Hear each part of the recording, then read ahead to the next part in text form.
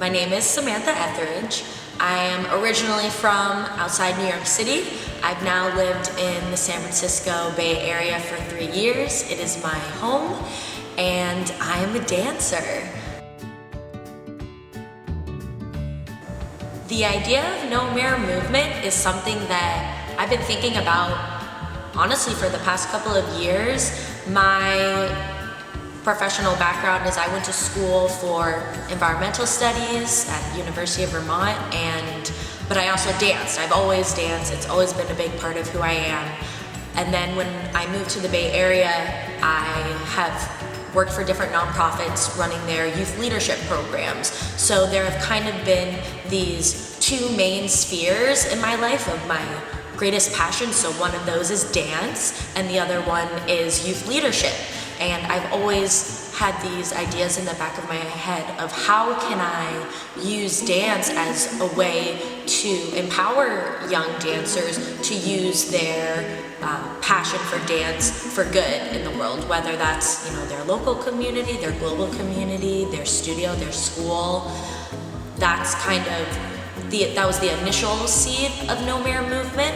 And then the past 2 years of my life, I went through a very transformative experience with overcoming a decade-long eating disorder and really learning to love myself and who I am and my body, especially as a dancer. So that's this whole new sphere, my third greatest passion in life, which is wellness and positive body image. So the idea of No Mirror Movement is to finally take those three different passions in my life and bring them into one thing that fully represents who I am as a person, as a leader, as a dancer, and bring those ideas and concepts of youth leadership and artistic pursuits and holistic wellness, put them together and create an organization that utilizes the power and positivity of all three of those things.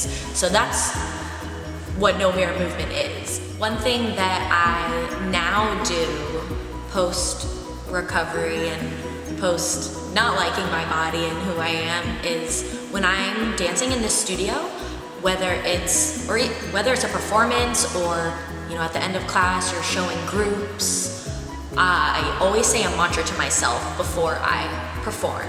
And when I was right out of recovery, mantras literally they brought so much power to me being able to let go and dance for myself, which was something I had never done before. I would always get really upset if people didn't come to my performance or I didn't get to show someone what I was capable of, because it was all the validation that I was giving myself was from other people versus me just validating my own life through myself, which is now what I work really hard to do, especially as a dancer. So now when I am performing or in the groups, I say mantras to myself. The first one that I would write, I literally would take a pen and write IOL, right on the inside of my hand, and that stood for I am lovable. And so before we did groups, I would, to get myself out of my head and out of this self-destructive, critical voice place, I would look at my hand and see IOL and I'd be like, okay, yeah, I'm good. I'm gonna do this. And then I would kill it. And it's because it's those small things that allow you to check yourself. But we're not really encouraged or taught to have mantras or to check our brains. Growing up, we check, how we're physically feeling. We stretch before we start dancing. We go over the choreography, but we don't check in with how we're feeling mentally, what things are holding us back. So I think mantras are really powerful.